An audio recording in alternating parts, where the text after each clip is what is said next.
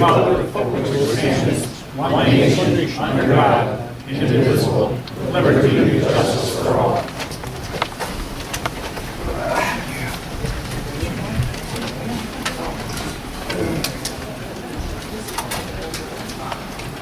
All right, good evening, everyone. This warm night. Appreciate you coming out.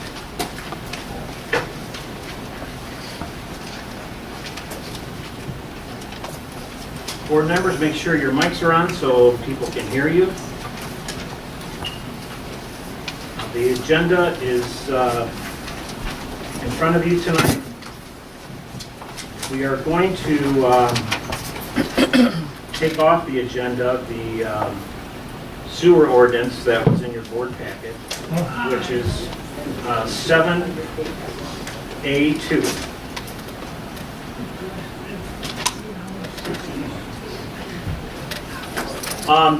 And if we can just maybe make a little comment about it.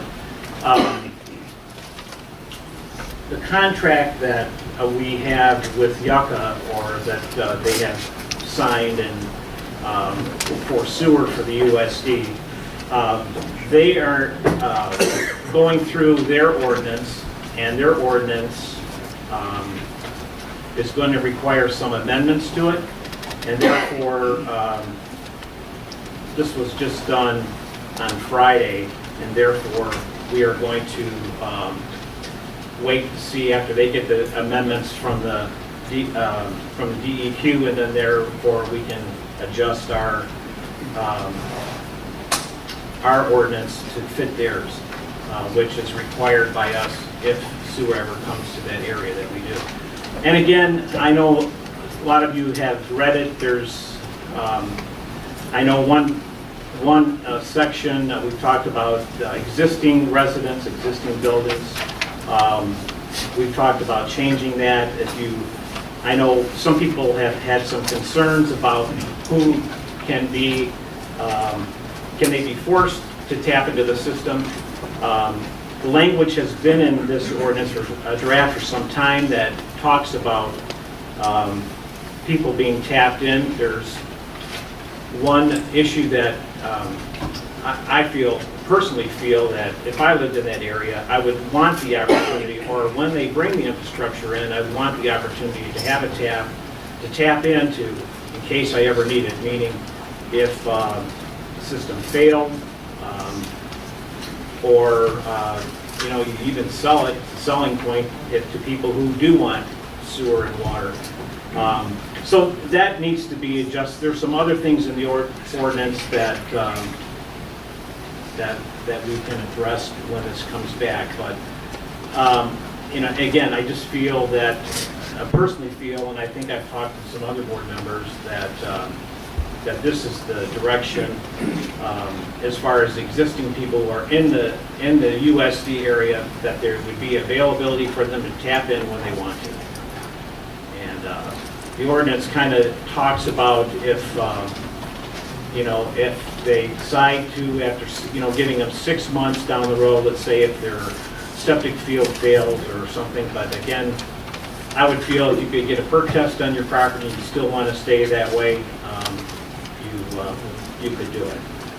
And most of it is controlled by the county anyway, as far as the permitting for the sewer and the water anyway, so a lot will have to do what they say needs to be done. But that will be handled another time, but I just wanted to say that's kind of the reason of taking that off the agenda tonight. Is there any other additions or deletions? If not, all those in favor say aye. Aye. Any opposed? So the agenda is approved. Okay, we're down to public comment. Yes, Wayne. Yes, in regard to the sewer for the Urban Services District, the proposed sewer ordinance, I suggest, due to the significant impact the sewer ordinance will have on the residents of the USD, and there are quite a few current residents in the USD. My count, there's roughly 40 current residents in there. I suggest that you contact each and every resident in the USD and business and have a town hall meeting with these residents and explain exactly what this ordinance means to them. and get some feedback from them in that regard. Because I just listened to what you said about the ordinance, and I have some concerns about the current ordinance. And it's okay, I have a couple of concerns. I'd like to share them with you right now, because if this is the time, if you're considering revising it, you talked about giving the people the option to hook up or not hook up You need to speak up, Wayne, because it's hard to hear you. So. You talk about giving the residents the option to hook up or not hook up to the sewer when it becomes available, correct? And that's the key word in there, when it becomes available. And if you look in the definitions of available, it means what that comes within 200 feet of their property. And you also say that they'll be required to, upon sale of their home, it's a requirement upon sale of their home, that whoever they sell it to, it has to hook up. I think that should be an option that's still available to the new owners, because think of the undue burden that you're not only putting on the property owner, but as well as the purchaser.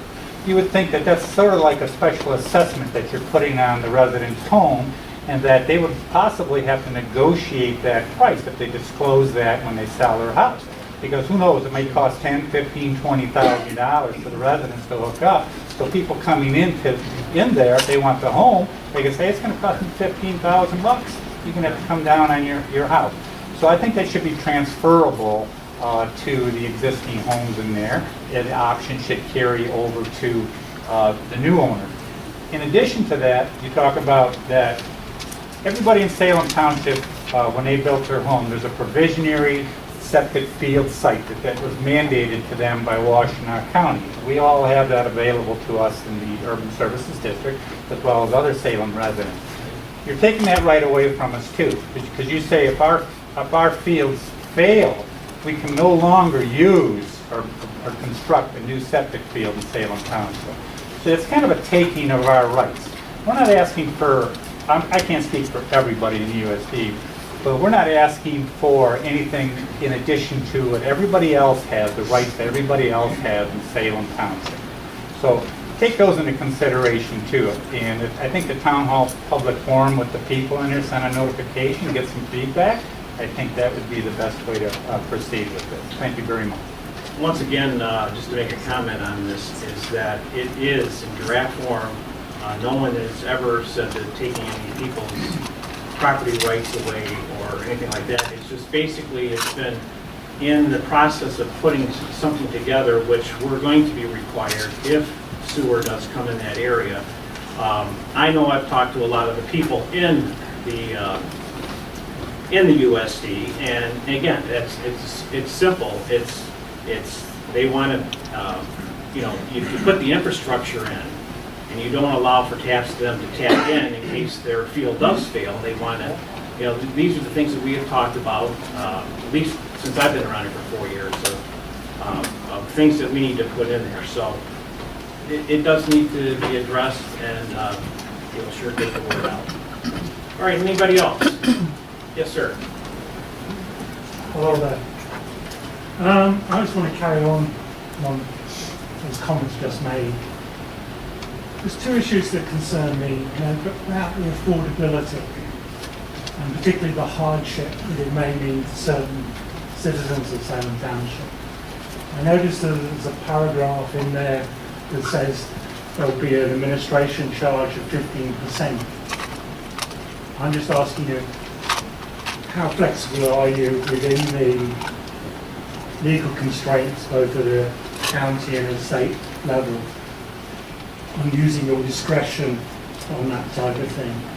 I also think that the time, if someone falls on hardship and can't meet the 6-month payment criteria, etc., you also say in this document that you're only giving them 6 months. Now, if the resident is in a hospital or something, and the family are trying to take control of things and don't know where everything is, I think there needs to be a process that can be geared more flexible than the legalese that's in this wording. And I think it should pertain to everything where there's a hardship in this township. But at least not only as a board, but the citizens should be able to sit and make a judgment, a bit like a planning and appeal board, where, you know, you can be a bit more flexible. That's really what I'm asking you to think about. Nothing out of the norm. But I also want to move on to something else. I try and not take up your time. One of the things that's concerning me is about the debates on future and as we put our plans together to meet the legal requirements, etc. We've just addressed the beautification and everything else of this township. I'm concerned that the consultants and everything else are narrowing down what we could do in this town and in this township based on, well, that's the only, we haven't got any money or we can't afford it. I think it's much more important to say, well, if we could, what would we like to do? And have different scenarios available for a debate, because we may find that we can find funds, both from private individuals, public individuals, etc. And the type of things that I'd like you to start thinking about are things like, I would like to see some form of emergency housing somewhere in here for people that suddenly become on bad times. You know, we've got some lots around here that we could probably put together, probably a consortium of various bodies, churches, etc. So we have some form of temporary housing for our citizens. I'd also like to see that when you're putting into the commercial development, we look seriously once again, I would like to look at non-profit things, so residents can stay when they need sheltered housing when they get older. They don't have to leave the community. I'm not looking for mega developments. I'm looking for something that's smaller. Now, I'll try and speed up. But one of the things that, and likewise, I'd like us to have a bigger town hall, because, and with more modern amenities. We've got IT people doing consultancy to here now. Can we start looking at the costs of live streaming? Can we, like Lyme Township have adopted? Can we also look at interactive town meetings? And can we tie that back in with the cable companies and their franchise allocation, what they will provide? Why should we write a check if we can get it from someone else?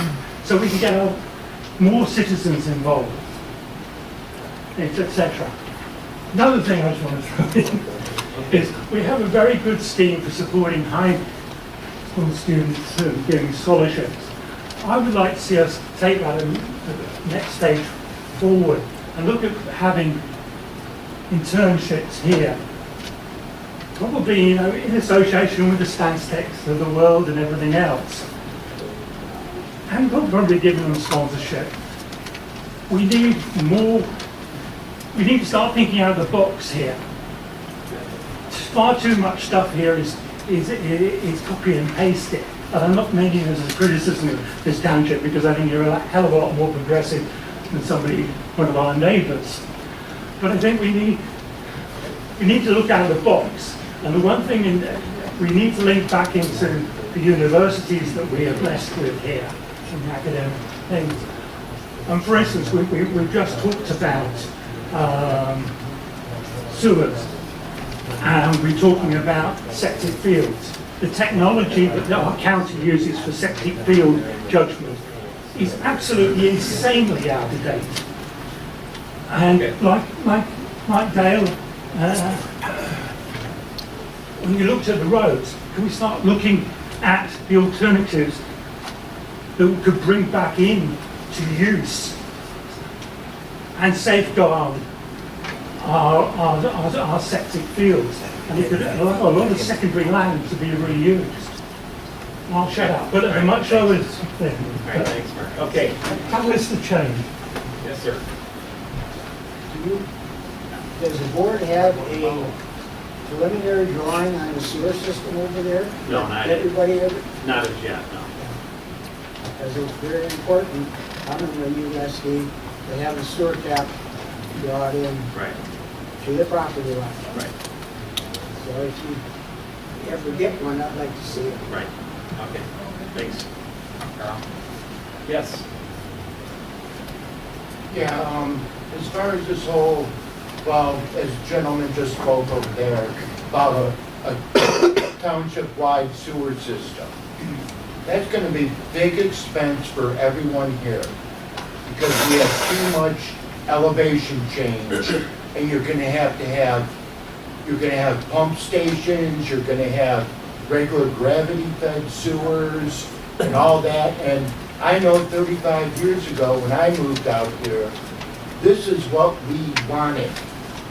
We wanted the rural feel and the rural neighborness.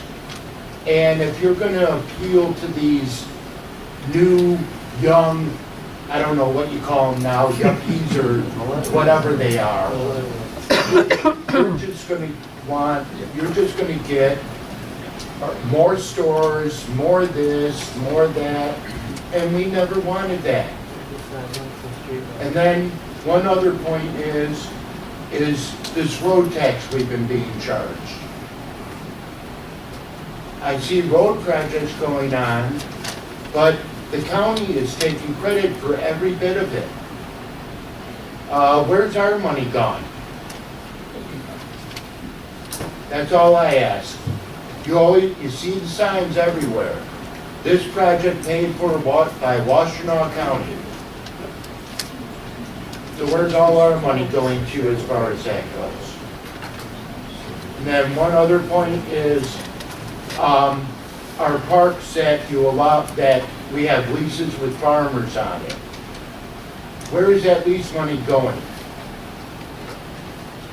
Is it going back into those parks, or is it going into the coffers? That's all I want to know, because it should be going back into the parks. That's the way I feel. They're using park property, that money should go back into the park. Thank you. Well, it's your turn. Okay, Bonnie? I would like to change the subject to talk about that, this non-motorized path that's going through. When we all came out here, as that gentleman said, we wanted to be rural. And I cannot see anybody in their right mind wanting a path to go across their property, front or back. And we had a discussion with the planning commission about fences, and you can't have a fence in your front yard. But the planner said, when I asked this question, he said, well, they can put up a privacy fence in the front yard. So somebody is not getting the message around that between the planner and the planning commission and you guys. So I would like to know, because pretty soon, when you get Pontiac Trail done, then you're gonna try 7 Mile, and then you're gonna try 8 Mile, and they'll be going up and down everybody's yard. All right, thanks, Bonnie. Yes. She was pointing out that if you're allowed privacy fence in the front yard, that's kind of, I think, weird. If you're gonna have a fence in your front yard, it should be a shorter and open fence versus backyard. I don't care if I see what's going on in your backyard. But your front yard is nice to see, a nice front yard and no privacy fence blocking everything. Okay. Like that house on 8 Mile. Okay, anyone else? Dan? Just for clarification, there are height restrictions for the front yard fences, so they aren't really, doesn't allow for privacy fences.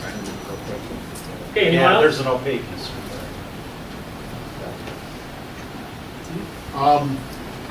Perhaps I missed something over the last, how long was it, 6-8 months?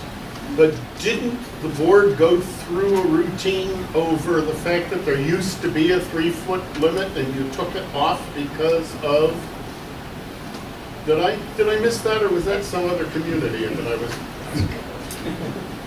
That has to do with being used for agricultural purposes, like horse farms. Okay, so Then it it can be is higher not a than 3 feet. residential, so the poor people who live in the residential areas are subject to the rules and regulations of excessive government? I'm sorry, perhaps I can say it another way. Yeah. Okay, anyone else? Okay, moving on. Just under comments, just want to say, okay, as far as the sewer system, just to answer a couple of your questions. The sewer system is, the master plan calls for the USD, which is 1,400 acres, and that's what we're talking about, sewer and water, limited to that area. So it's not the whole township, and I don't believe that's what the township is looking at, or that's the feeling that the township ever wants to go. As far as funding for the park that comes in after the lease, it comes in, most of it goes into the general fund, but when issues come up, you know, we've talked about setting a park fund up to do any maintenance or anything in the park. That's what it comes out of, to improve it. As far as I know, unless I'm mistaken, that's where it goes. Okay, anything else I need to address in any of the comments? Okay. Also, Flag Day was a great success. I think it's one of the biggest ones they've ever had. I want to thank all the people that have made that possible. We've got volunteers that have been, I don't know how many years now, but it's just a fun day. If you haven't been here, you really need to come to one. And you know, it's somebody said it's not the most spectacular maybe that you've been doing all parades, but it's that small town feel and atmosphere where you talk to your neighbors.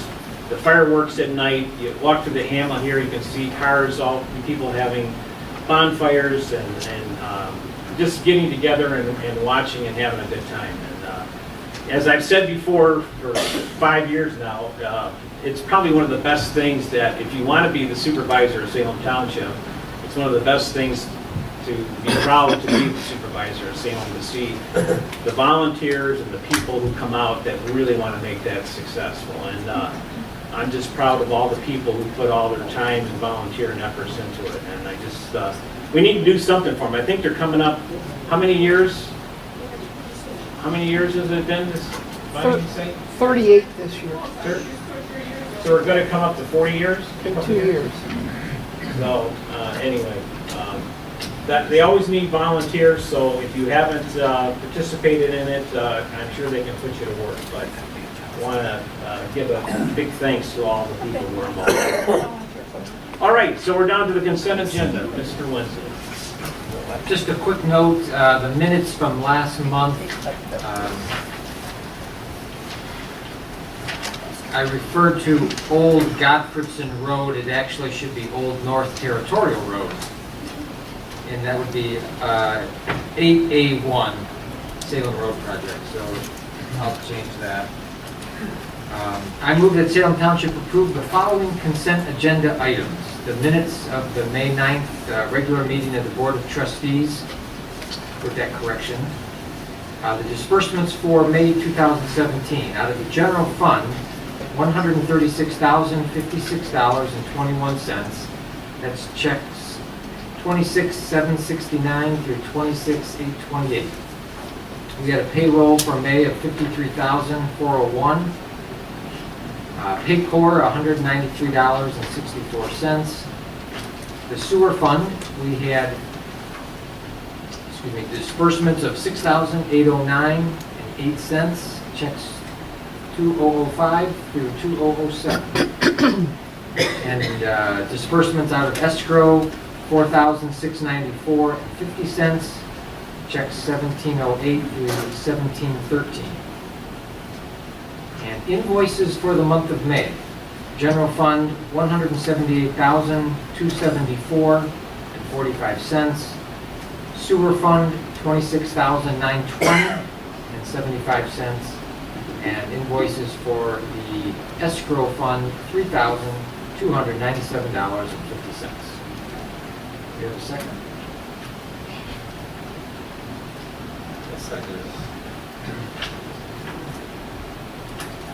All right, any other questions on the consent agenda?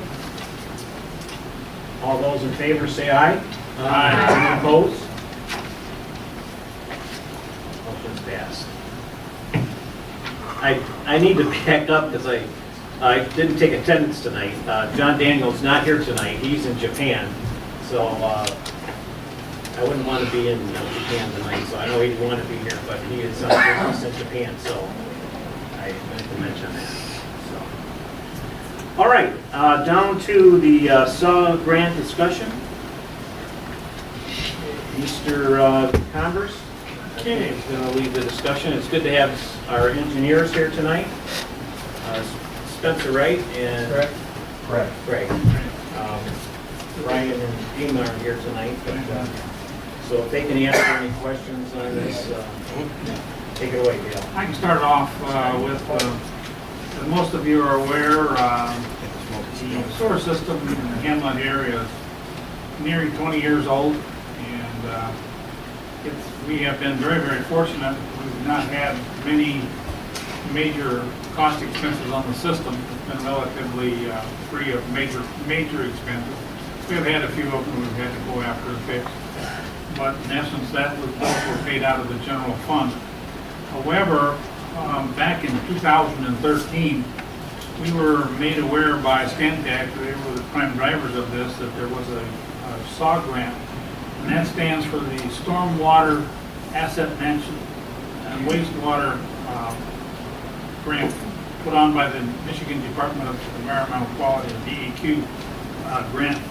We applied for it, and it was put on to basically it was kind of like they had so much money, and it was kind of a lottery system, and we didn't make it first year, we didn't make it second year, but we got it the third year. And what that SAW grant really is it really goes back to what we're going to be using it for, because we don't have water and we don't have the stormwater is kind of separate from it. But what we're going to be using it for is for the asset management portion of it. The asset management, really, to start it off, what it really comes out to be is that they have to go back through and do an asset inventory, a condition assessment, a capital improvement plan, and life cycle analysis, and assess and work order management software corporation. So we will be able to have the sewer system more on an up-to-date system than what it is now. We were awarded that, and what it really means to the grant is that any of the engineering work that goes into it is 90% of that is picked up by the state. And we only have to pick up 10% of it. So it really is a very, very great program to get in.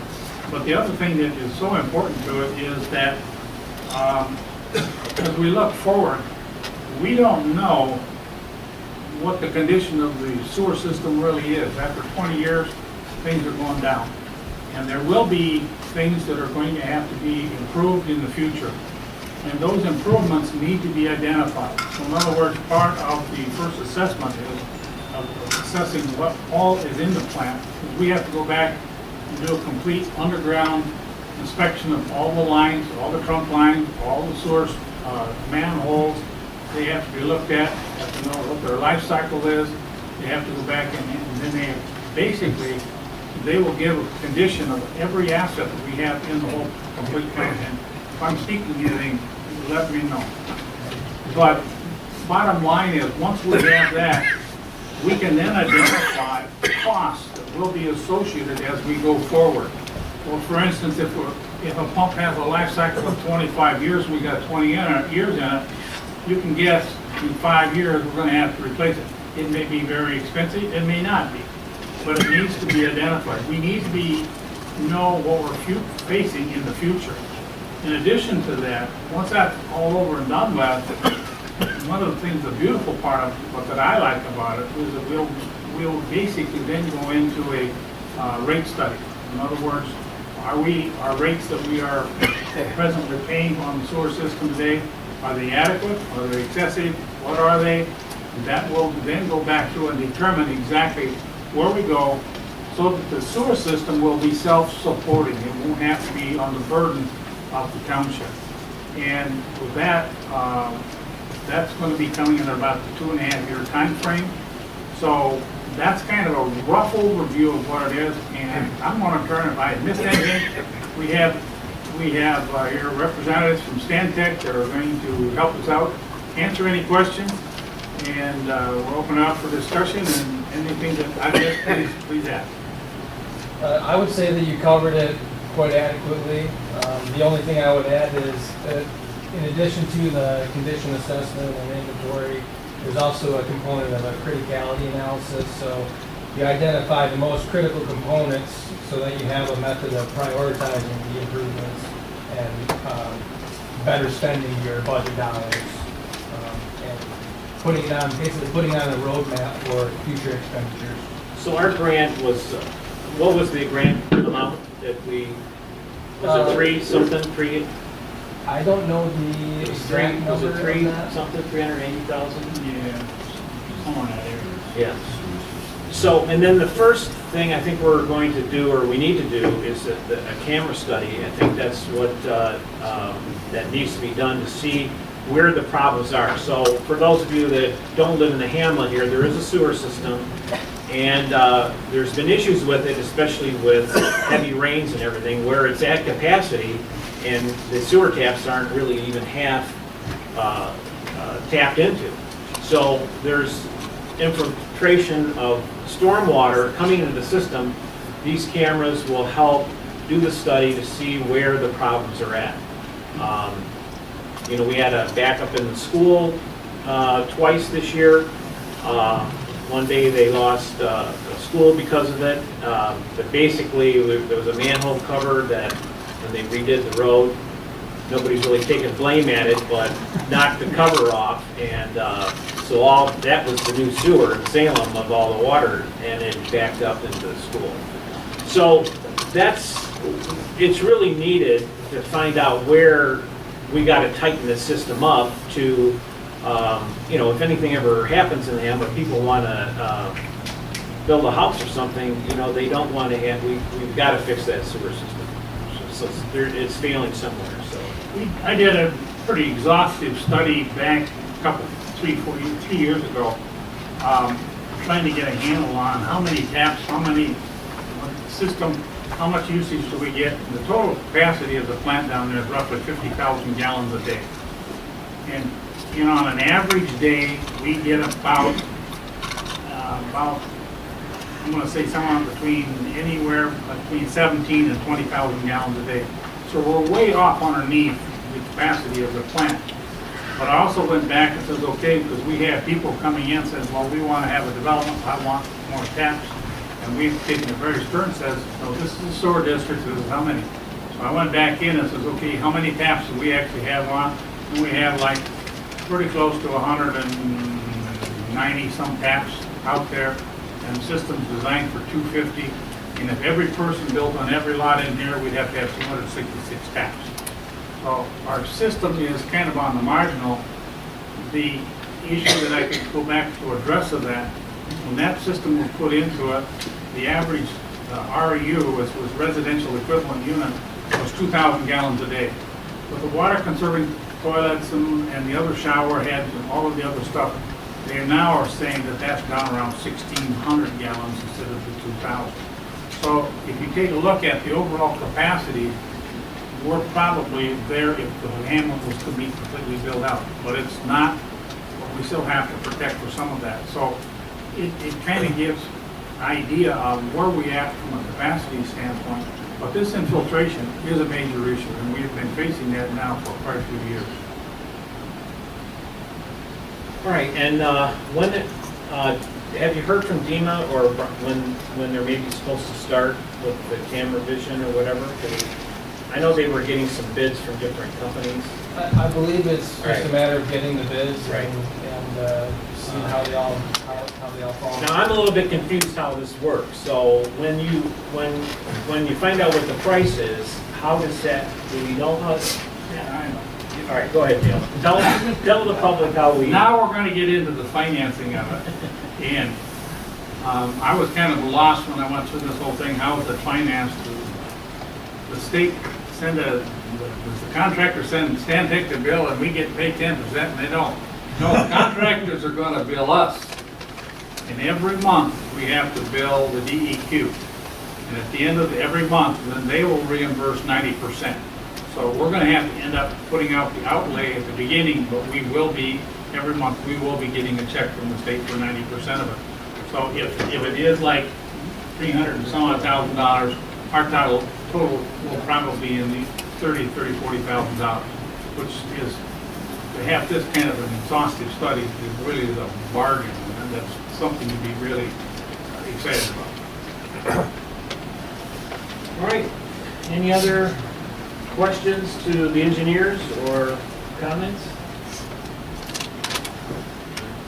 Has a contractor been identified to begin the analysis of the manholes and the pipes that need to be cleaned or cambered? The request for bid was sent out to 3 contractors. One declined, and 2 are preparing bids right now. So there are 2 contractors for the closed circuit televising and manhole assessments. Now, when those bids are completed, those costs would be reviewed with this board for approval as far as which contractor gets the job? Is that the process? I would say that would be appropriate. Very good, thank you. All right, any other questions? All right, gentlemen, thank you very much. Appreciate you being here tonight. Okay, moving on down to the Land Preservation Conservation Board appointment. You got the motion on that. Okay, I move the Salem Township Board approve the following appointments to the salary of Salem Township Land Preservation and Conservation Board for a 2-year term beginning 8/1/2017 and ending on 7/31/19. And it would be Wayne Titus III. I'll second that.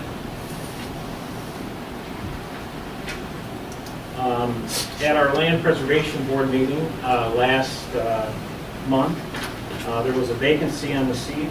Wayne Titus has shown some interest in being on that board, and there's a unanimous vote on the Land Preservation Board to appoint him to that position. Wayne lives off of Brookville Road there with his family, and I think board members, there's some, his credentials and everything there. You have in front of you. Any other questions on Wayne? All right, if not, all those in favor say aye. Aye. Any opposed?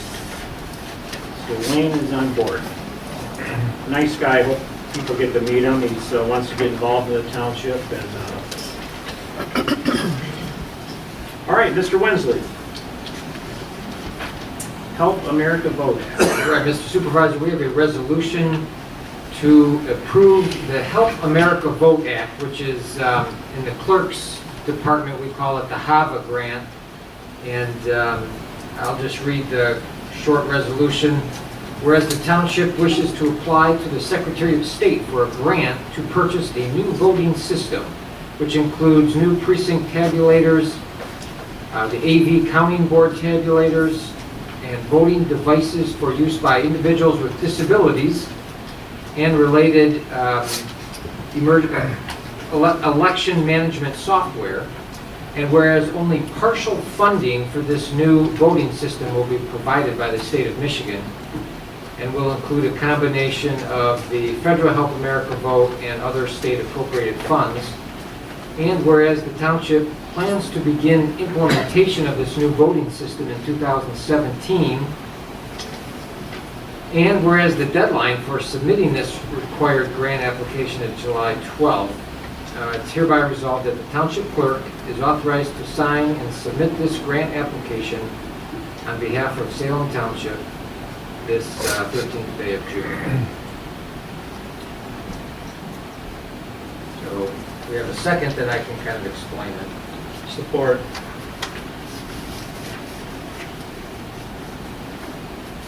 So over the years, the last 2 years, the state of Michigan has been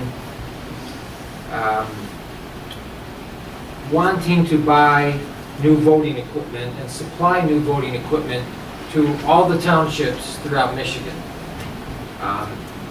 If you don't know, in Michigan, we're a little unique that many states, the counties are in charge of elections, but in Michigan, every township is required to basically supervise their own elections with the county support.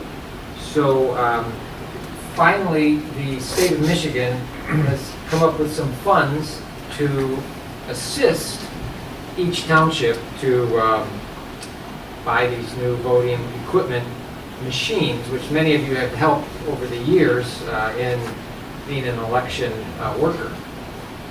So it's very good news, and literally they're probably paying for 90% of the election equipment, so it's very small.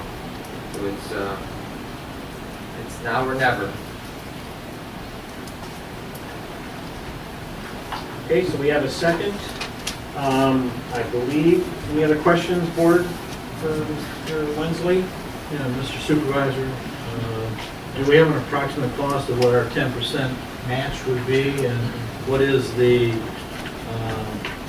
brand name of the new equipment that Washington County has elected to purchase?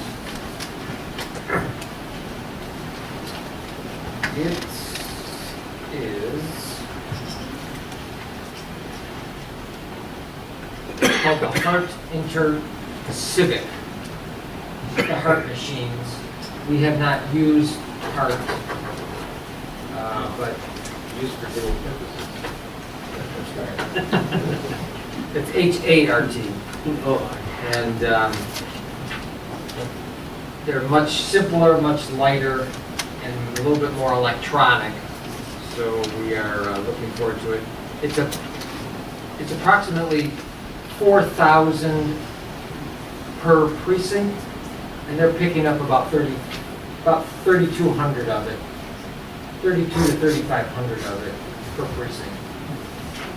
We will have to pay if we want to have any extra machines. We'll have to pick up our own if we want to do that, which we will, because it's always important to have one extra voting machine. Are they picking up the cost for the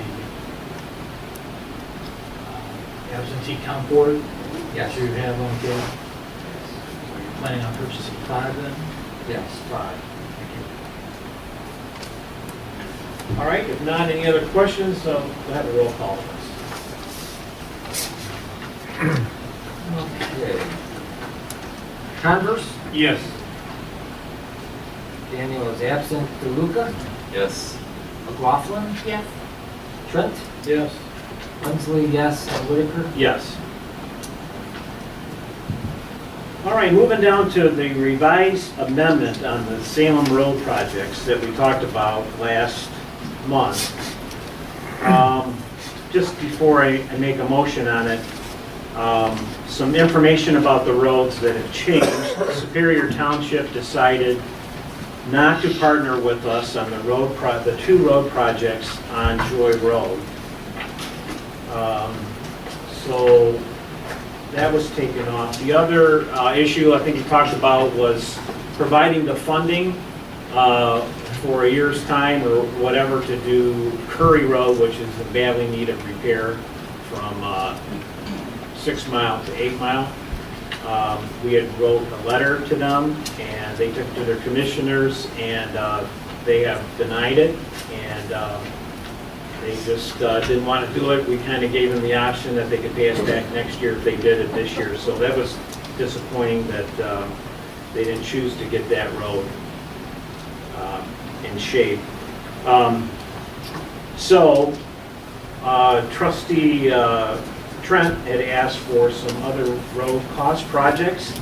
Old North Territorial, Jefferson Road between North Territorial is a local road. It's not a primary road, they call it a local road. The cost that they came back at $130,000 to reshape and repave that road. And then the other thing Trustee Trent had asked for was the crack sealing in Beacon Farms, which was a cost of $35,500. So, with them two items added, that's my motion tonight, to add them, the Old North Territorial between Govertson and North Territorial Road, and the crack ceiling on Beacon Lane and Pepper Mill Way. So I move that Salem Township approve this amendment. Do I have a second? Support. Any other discussions? Mr. Supervisor, if you could just elaborate on the other project that's slated for Old North Territorial. It looks like it's some sort of ditching work or burning work. How was that identified, and what will be accomplished there in conjunction with the road repair? Before you would ask for the price of redoing the road, the ditching project along there hasn't been touched. And I don't know if you ever went seen it, but I actually physically went over there and took a look at it, of the drainage, and there's so much material that has to come out of there. Of course, that's an estimate. They said it could be a lot less than that, but it is, but that's, before we got a price on redoing the road, that's really, it's causing flooding in the parking lot. You got Christensen's there, and also Carl's there. And so that needed to be addressed. All right, any other discussions on this? We have a second. All those in favor say aye. Aye. Any opposed?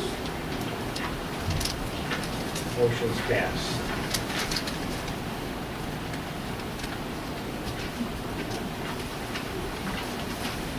All right, the clerk expenditures report has been submitted, and now we're down to the fire department, Chief Rockwell. Thank you, Mr. Supervisor.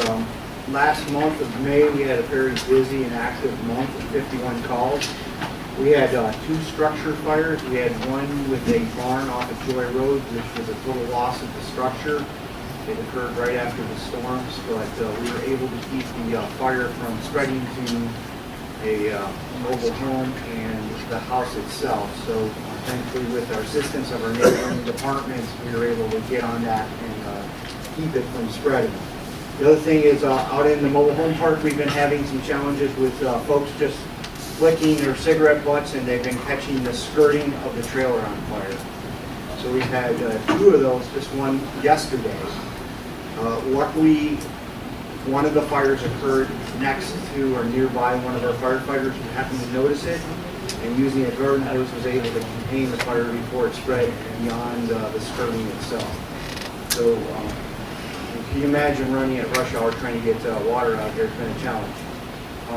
I don't know if you noticed it, but it seems like there's a lot more vehicles on our roads. We've been having a lot of car accidents, and we've been shutting down roads for the safety of the responders, the cars themselves, and the folks that are involved in the accident. Last week we had 2 accidents. We had one on the Old North Territorial area, and then a couple minutes later we got one on M14 at rush hour. So as you can imagine, it was a mess. And oftentimes you'll see these accidents that are worse, the secondary accidents, because people aren't paying attention. So we will attempt to keep the road closures to a minimum, but we had another accident 8 Mile and Napier, and we needed to direct traffic, and we had a lot of upset people. So we will try to get it out on Nixle when we shut roads down, but it really is for the safety of everybody.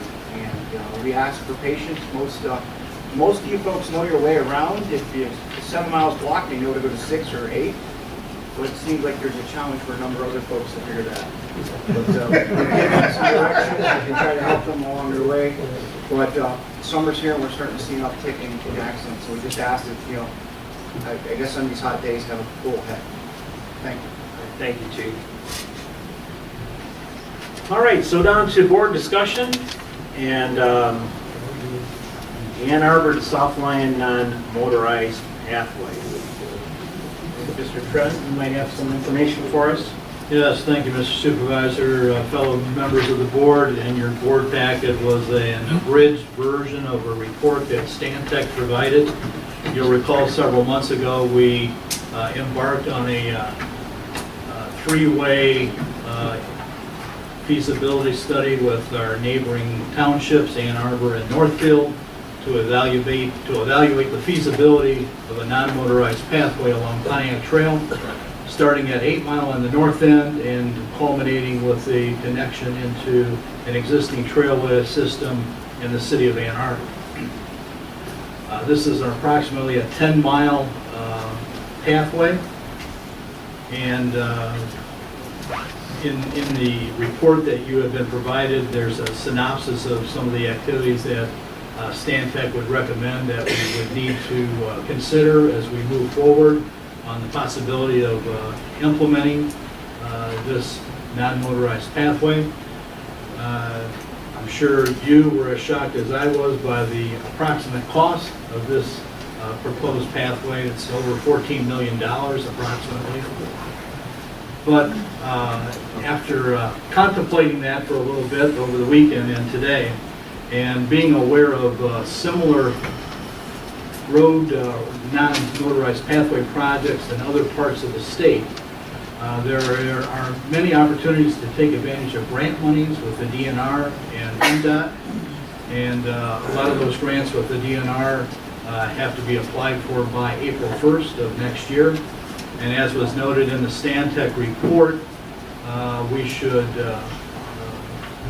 have a joint meeting with the representatives from Ann Arbor Township and Northfield to assess their reaction to this report, see if they would like to work with us in endeavoring to acquire grants for this project. And as Stantec noted, this path would cross 140 properties along its route through Salem, Northfield, and Ann Arbor Townships. It might require the acquisition of easements because of some of the property's configuration in conjunction with the right-of-way. And because of the complexity, if you will, of the terrain from 8 Mile down to the city of Ann Arbor, there are many ponds and creeks and bridges that have to be crossed literally. And to that end, those are the kinds of factors that accentuate the cost being higher. And so while I'm a little bit dismayed at the price of the project, it's one of those things that can be phased in over a period of time. And Washtenaw County Parks and Rec has shown great support verbally for this project in the past as it was going forward.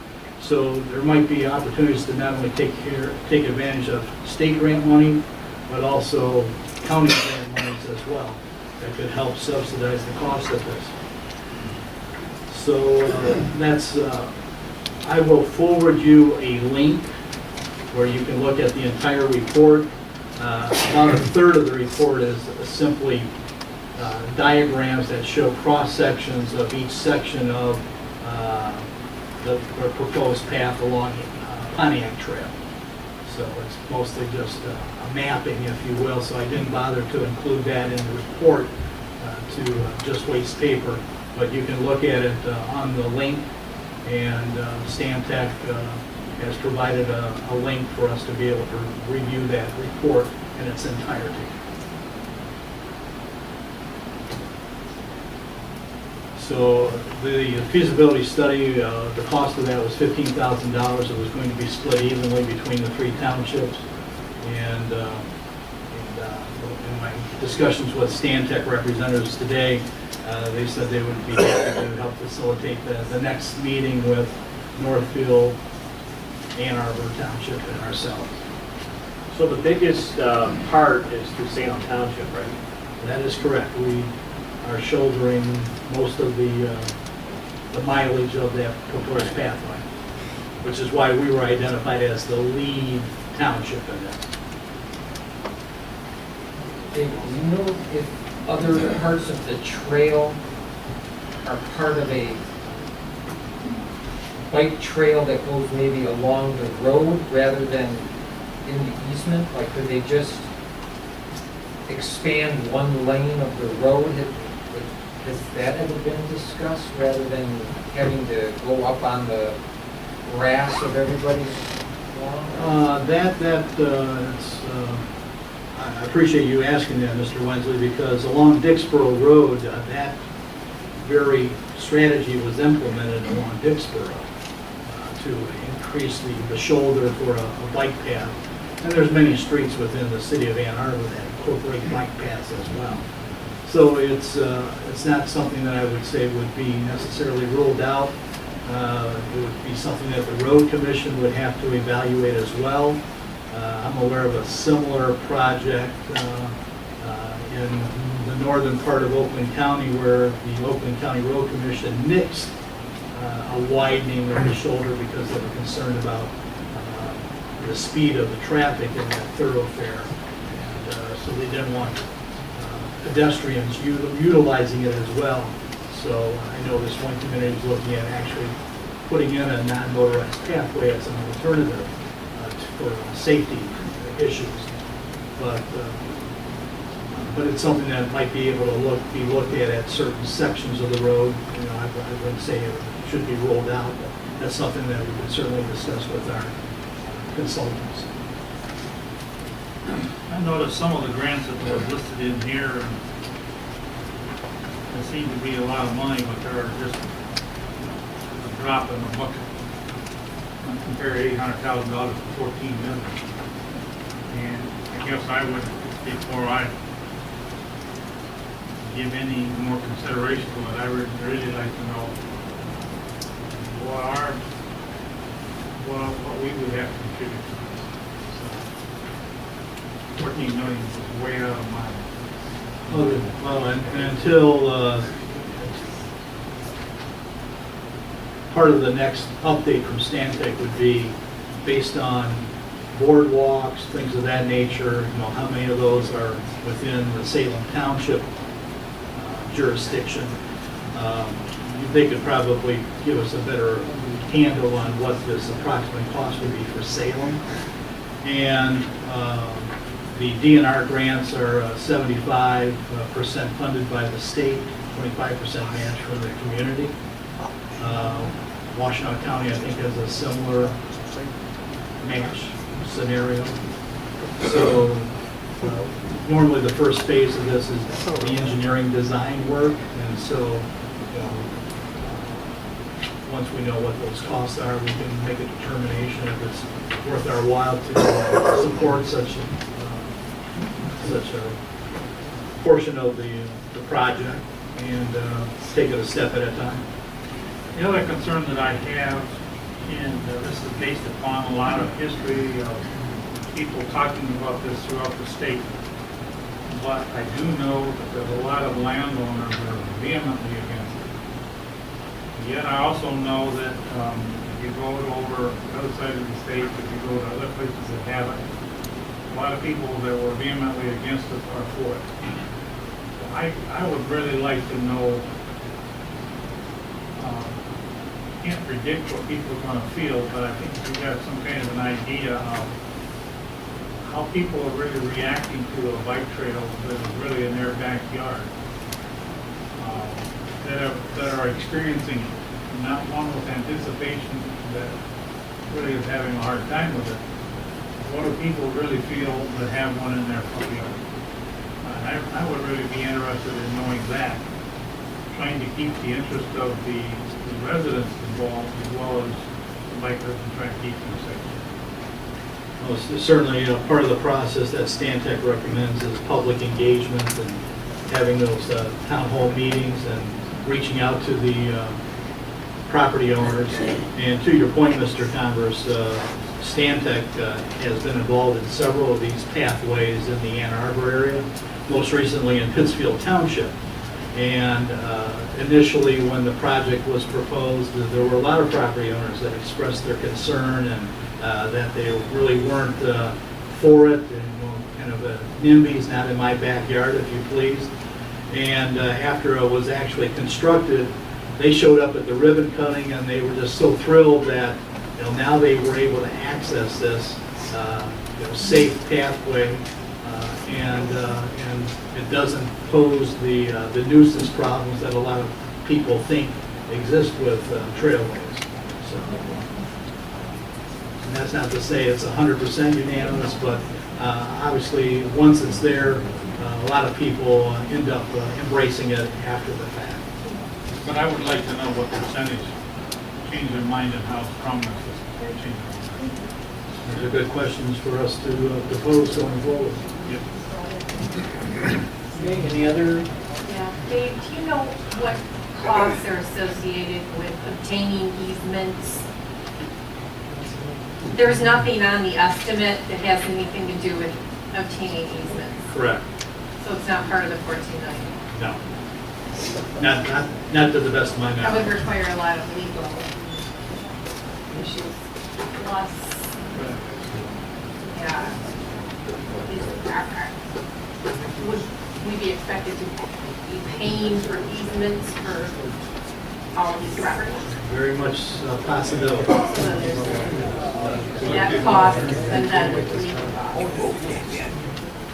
Any other discussion here? To show my ignorance, and I apologize for that, this pathway would be right along Pontiac Trail, or would be backed off into the weeds? It would be part of the right-of-way. It would be offset from the road. It would be a 10-foot wide path. Over in that 33 or whatever percent. Yeah, 33 or 66, whatever it is. Okay, thank you. The question I got is that the 14 million to build it, but who maintains it? Each community is responsible for the maintenance after the fact. Stantec approximates that it's anywhere from $1,000 to $4,000 per mile on an annual basis. So it could be anywhere from $4,000 to $20,000 for us to maintain it. Okay, Linda? The first statement I want to make is on behalf of the library board, and we're not for or against this, but we do not want people by our sign. We don't want people where they're walking by that sign if the township moves forward with this. Now my statement is a resident of Salem Township. Grant money is not a gift from the gods. Grant money is my tax dollars and other people in this room. And it's thrown around like it's just free cash. It's not. It's our tax dollars at work. And I think that before we put $14 million into a path to have the people from the Great Republic of Ann Arbor get to South Lyon and vice versa, we ought to fix our roads, improve our roads. Have roads that traffic can go down that have an ample width, get your trucks out of this community in a safe manner. That's a whole lot better use of our share of $14 million, in my opinion. Thank you. All right, Linda.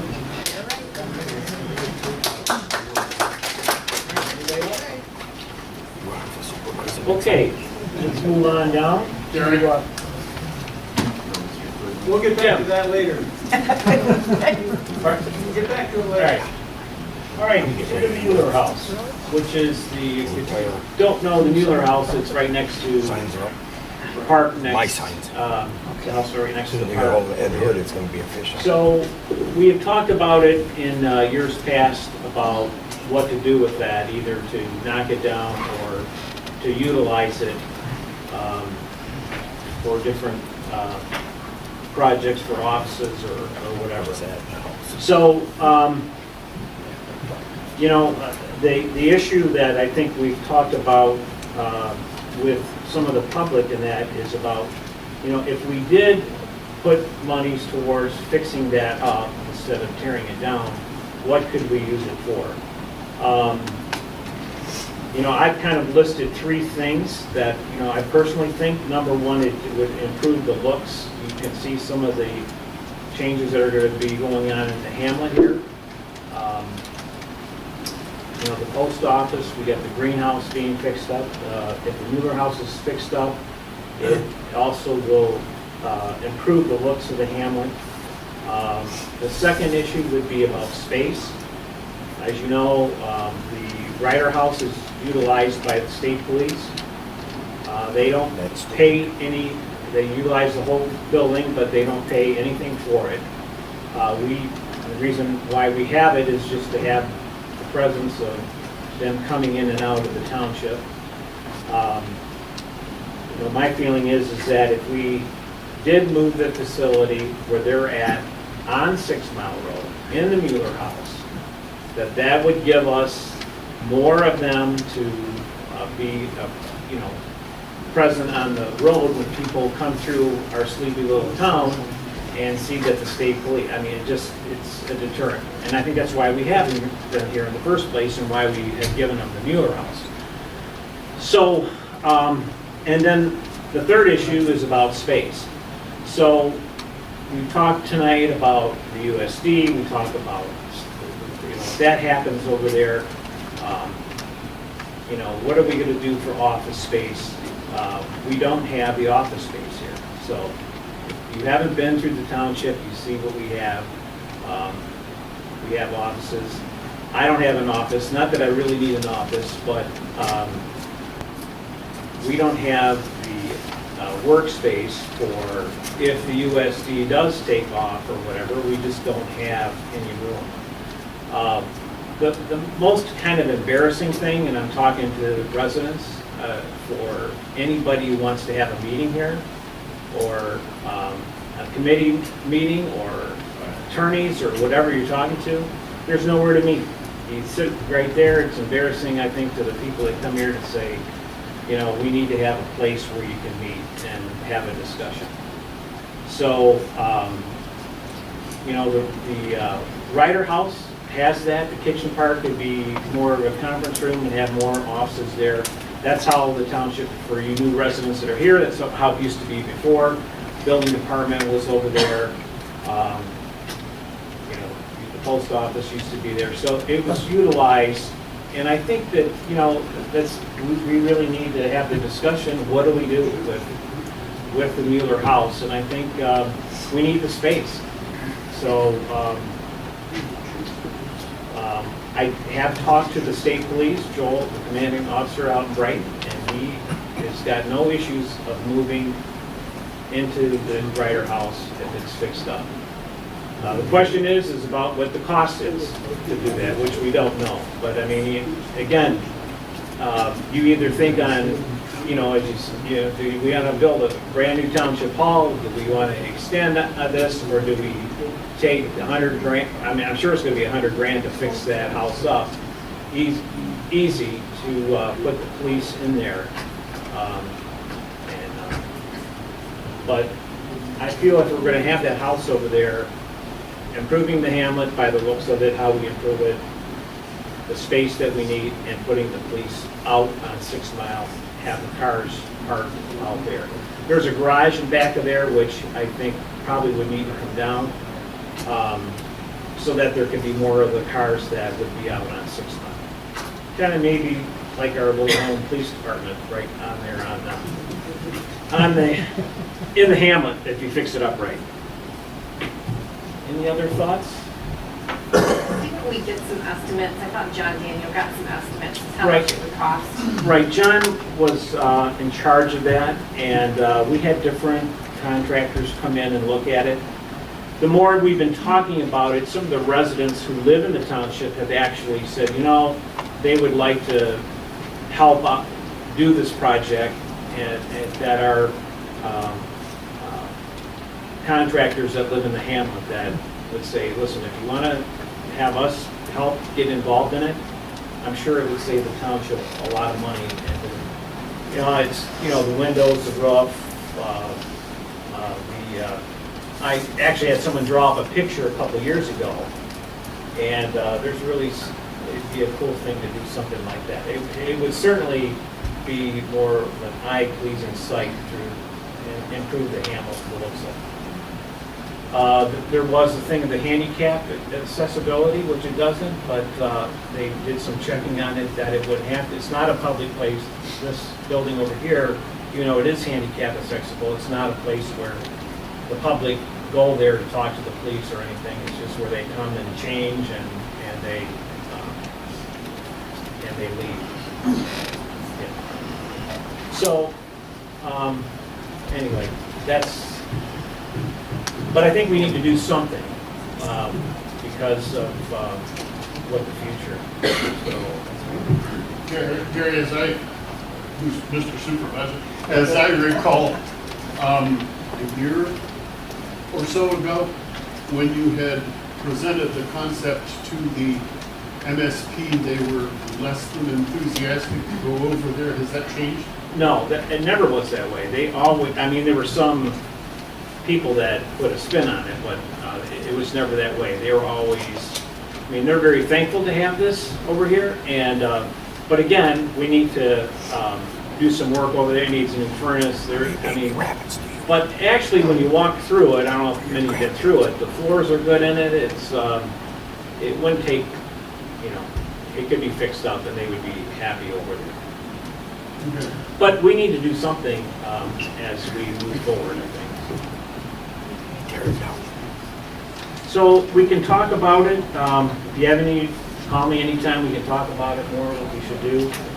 And maybe we'll come up with some ideas and make a motion on something to figure out how we want to move forward on that. Okay, so... Gary, is there some way you could come up with a schedule of works that needs to be done on it? And then we can look at what we are prepared to do as citizens to help. Right. Good idea. General township updates. I will, Mr. Schaefer, one of your questions tonight was about the engineering of the utilities in the USD. We received word last week or the week before about, we all know that they're committed, this is Shellstack, is committed to go to Yucca for the sewer. Their contract has been signed, so basically, you know, that's the route. Detroit Water, and they're committed to go to Yucca. They have called and asked now about the study, the engineering study of the construction of moving forward on that, which we're still, from what the estimates from the engineers say, they're still talking $20–25 million for sewer and water to come to that area. So a percentage of it to the engineers is roughly going to be close to $1 million. So they haven't made that decision yet, but it looks like they are making that decision that they are going to put up the $1 million, put it into escrow. We would want that first to have our engineers start that study. So it you know, again, I know we've heard this for years in Salem about it moving, you know, it comes on, comes off, but just letting you know what they are talking about if this moves forward, what they're going to do. So we're just waiting to hear if that's the route the engineers have been notified of it, and we kind of wanted their engineers to spearhead the program, which that's not going to happen. It has to be our engineers. Thankfully, this board put in a few months ago, put engineering standards so that they know what our standards are as if they move forward on this. So that's kind of an update of what's going on. Any other questions? Gary, where do they propose to tap into Ypsilanti? Right, if you go right down Gobbertson Road to, what's the road? Getty's, I believe it is. It goes up by the, goes by up to the, where up by Willow Run there. That's where Yucca is. And that's, I don't know, is that 8 miles, 10 miles? 8? Kind of like a prospect. Yeah. Yeah, by the old Lower Run plant. Right. And we have to understand too, and make sure, this is something that has to be paid by the developers. They did sign, a few years ago, a couple years ago, 3 years ago, you lose track of time, signing the document of a development agreement of how they are privately going to fund this project. It's not to be on the taxpayers of Salem Township.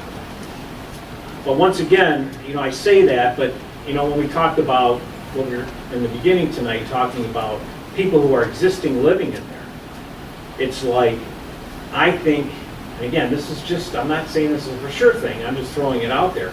I think that the township is going to want to say, okay, we're going to have to put something into this just for the fact that of individuals who live there that want to be able to hook up.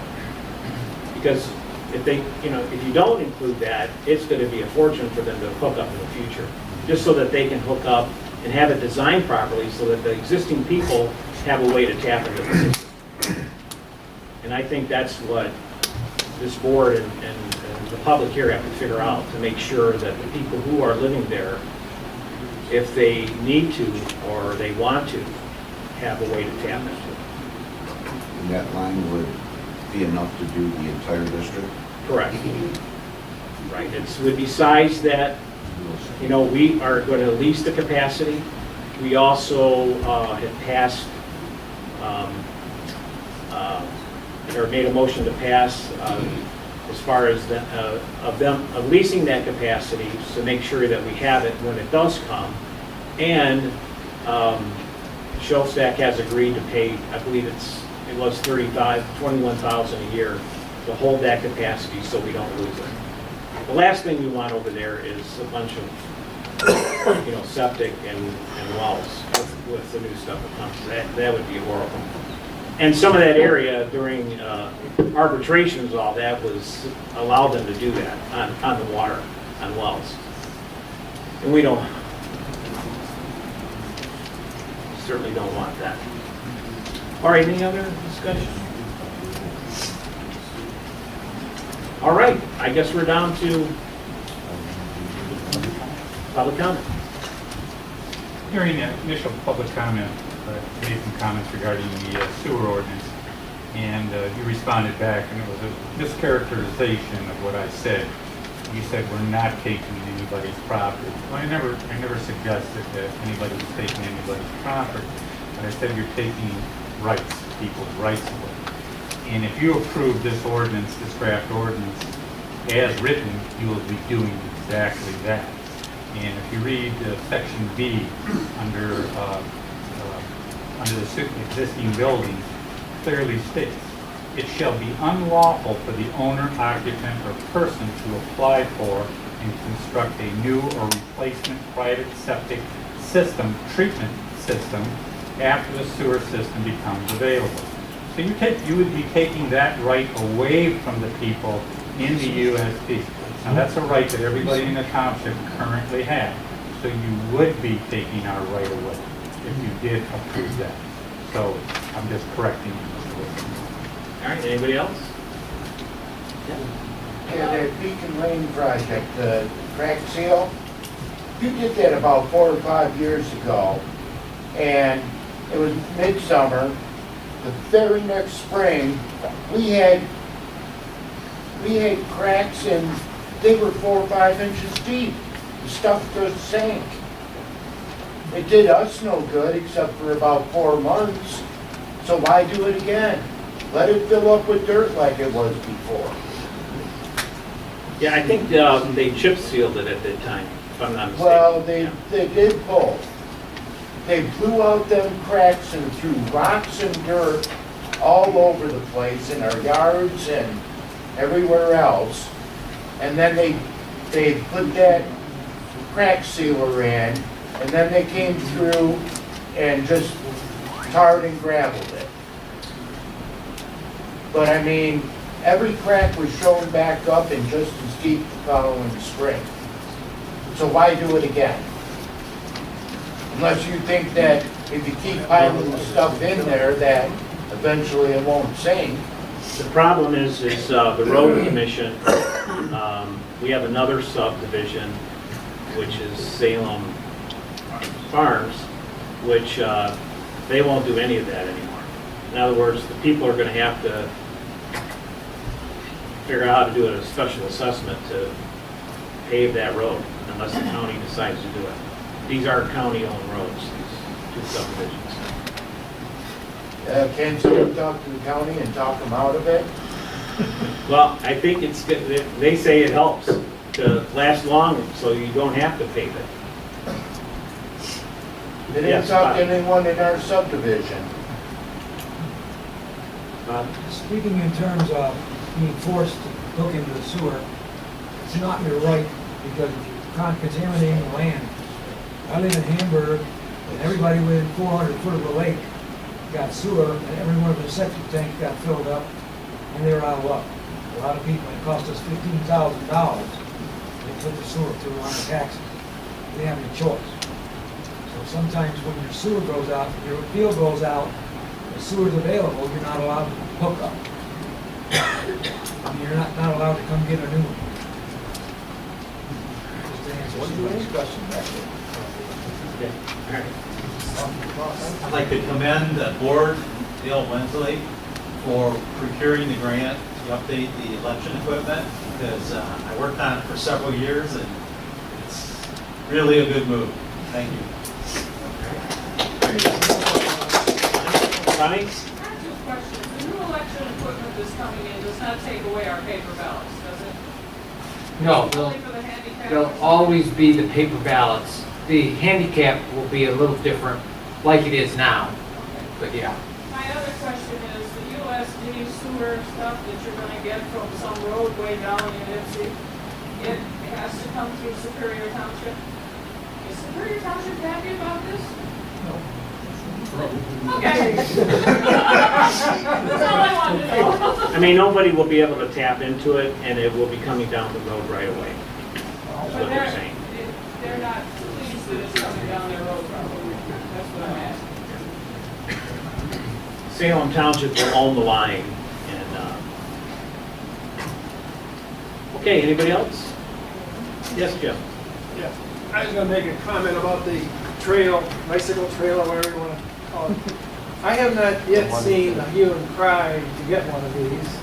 I've been to these meetings, and I've not seen the big population, all of them come down here in Moss and demand this $14 million project.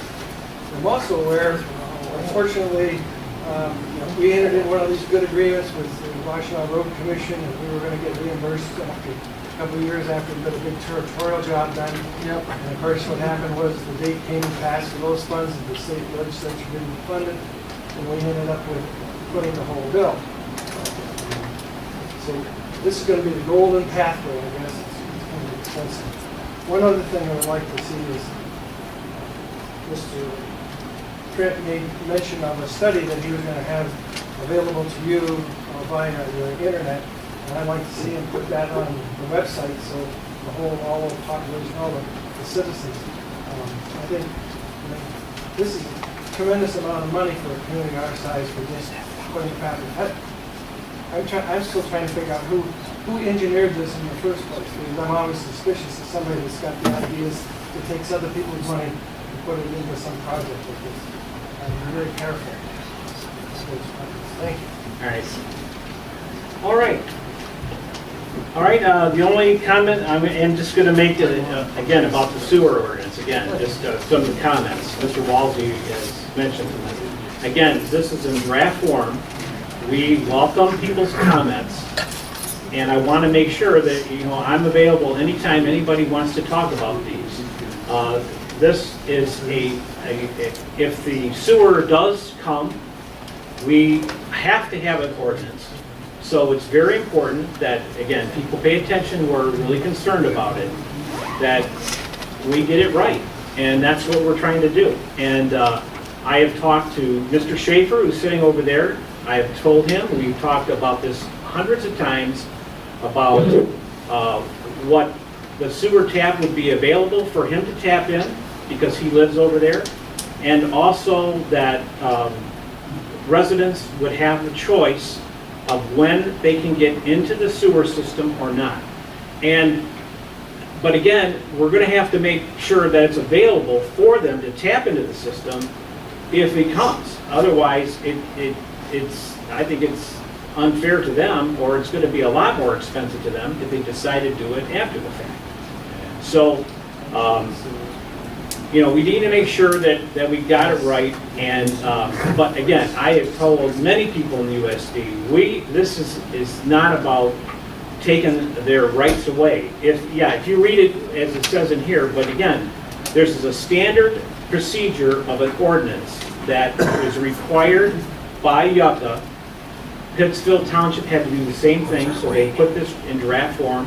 The engineers wrote it, and it's for our time now to discuss and make sure that it's done right. So that's what we want done. I appreciate everybody being here tonight. Have a good night. Good night. We're adjourned.